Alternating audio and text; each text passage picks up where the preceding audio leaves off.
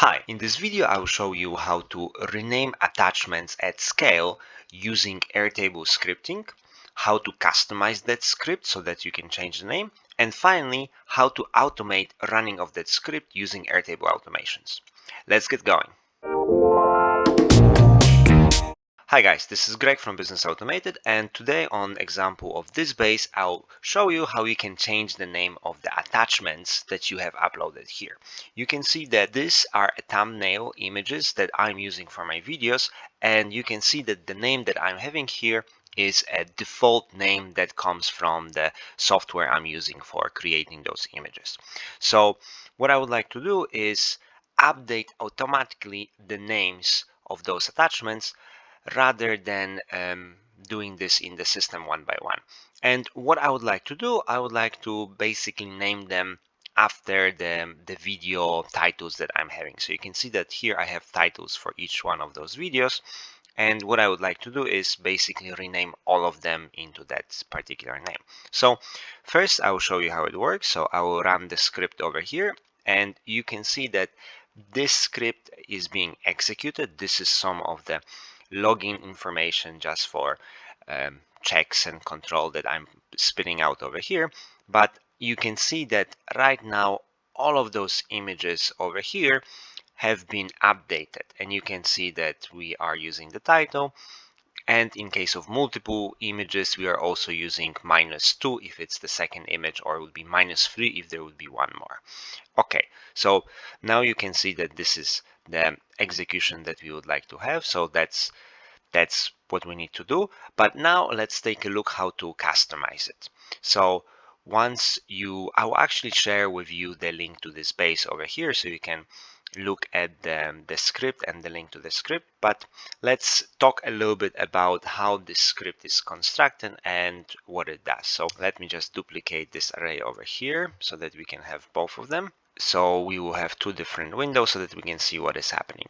So what we're doing here in this script, I'm telling you this just in case you'd like to adjust any elements here and so on. So the two most important elements here are the name of the field that contains the attachment. So you can see the thumbnail, or if that would be a different field, you would have to change the name here. And then the second field that I'm using over here is called title. Title is the name of the variable that I'm using as the name for the attachments. And as we go through the rest of the code over here, you can pretty much ignore all the elements over here, and you can see that basically I'm just fetching those variables, getting those variables from the data and setting up everything. And there are two elements. So the first loop, so we have something which is called a for loop. This at the moment iterates over all records that you have in this particular base. It would be also possible to have this one iterate not over a bunch of records from the whole base, but it would be possible also to limit this to a certain view.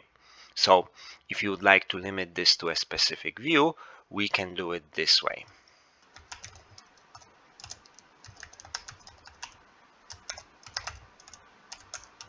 So what you can see here, I have now added one more element which is called only view with images. So if you would like to be changing any view, and I have selected which view we would be using for that. So you could, for example, set some filters and select a different view. In this case, we are not changing this this view, we will just keep grid view. And now you can see that instead of fetching records from the old database, I am fetching only records from this particular, sorry, not from this table, this is a mistake, from this particular view. So right now here I'm getting only records from this particular view, and right now records from the image view. I would substitute here the records from the image table, everything, to only records from the image view. In the end, right now, since I'm using the same view, it will work exactly the same, but this is just for the reference. Okay, so the next element here would be that once we iterate over the specific files that are coming from that view or that table, so once we go through all the rows, we are also iterating as a second element over all the files that are within the attachment field. So you can see that over the image field, in this case it's called image field, we are going over every single attachment there. This part extracts the attachment extension, and this is the part when we are deciding the file name. So you can see here we are using a title, and we are also using a file specific name. In our case, if there is more than one image, then we would add the image, we would add a differentiator for that image. So we would basically add a minus and the number of the image, which would be number of the image plus 1, because it would be starting like the first image in table would be called 0. But you could also see that here when we are setting this file name, we could also have a custom name here. So we could write something which is custom name, and instead of using the title, we could just have this custom name and use this. So let's run this one, and you can see that this has been executed, and right now all the files are being updated, and once you click, you will see that the name of the file is called custom name, and custom name 2, and yeah, and that's it. So this way, modifying the file name here, you can decide if you want to have any prefixes, any suffixes, and so on. But if you would just like to use the title or any other variable, you can put it here. This title is defined by whatever value you're getting from here. So if you would be updating this to a different field, you have to change it here, you have to change it here. The same with thumbnails, the same with thumbnails here. Yep.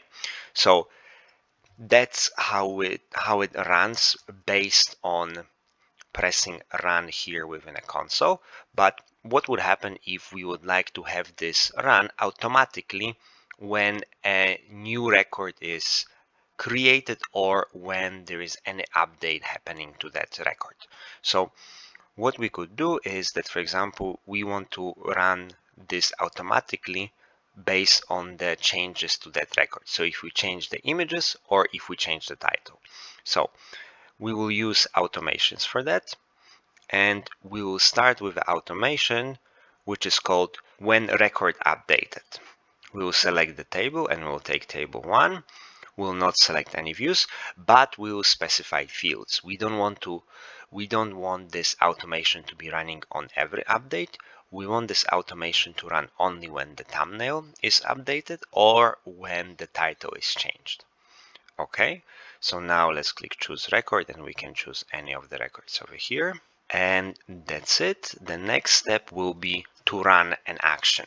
And here we will run a script. This base is on the free plan, so you cannot run the script on the free plan, so just give me a second to change it over to a paid plan. Alright, so I have just upgraded this base to a paid plan so that I'm allowed to use run script. And we will run script here, which will be very similar to what we have seen, but we would like to run it not on all of the images and all of the records that we have, but only on the specific record that has been updated. So we will write here record ID, and we will use the record ID from the previous step. Okay, now we can get rid of all the part over here, and first we will get the ID of that record, and then we will retrieve that record from Airtable. And now from the image table, we would like to select a single record. We need to add a weight in front of it. Let's comment out the rest, and let's see if we have retrieved the record. Alright, so we have successfully gotten access to the record over here, so we can see ID and the name. So now we can update the rest of the script, and here we do not need the first for loop, so we will delete that loop over here and delete the closing brackets. And instead of logging the record name this not, Here what we will do, instead of using the record, we will use record to update and just substitute this one. Here we are adding a question mark, which is a type safe way of preventing this, stopping this from executing if the value of the record here would be 0, if there would be record not found.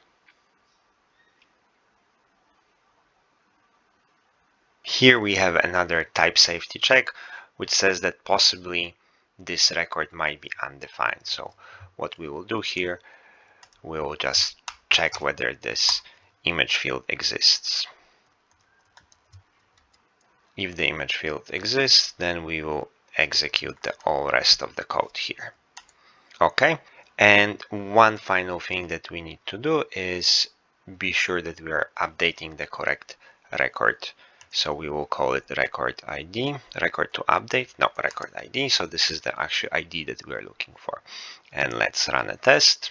Nothing has crashed, so it seems to be working fine, but let's check this in practice. So now we can turn on that automation and let's go back to our data.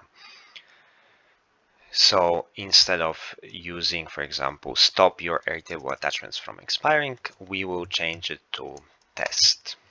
And we can see over here that there is something happening, and we can see that the name has changed to test PNG. Here we can also see that the test has been, that the execution has been run successfully. So the new name is here and the new file also looks how it should. So that is correct. Let's change it back to the old name. Oops, one more small update which I see here. I actually have created infinite loop. You can see that the executions are progressing because the conditions that I have specified over here is that whenever this field is updated, this whole automation will run, which obviously is quite problematic because it's being changed every time the image is updated. So it's not a good idea to be using this one. So what we will do, we will just turn this one off and then update this one. Yeah, and that's it. Now it should stop running the updates like crazy. Yeah. Okay, yeah, I think it has stopped. So make sure that you do not select for the field that you watch the thumbnail, otherwise it will result in a permanent update and non-stop execution. All right, that is everything. You will find the link to this base in the description of the video. And guys, please like and subscribe and let me know in the comments what other automations you would find useful. Thank you guys. Bye.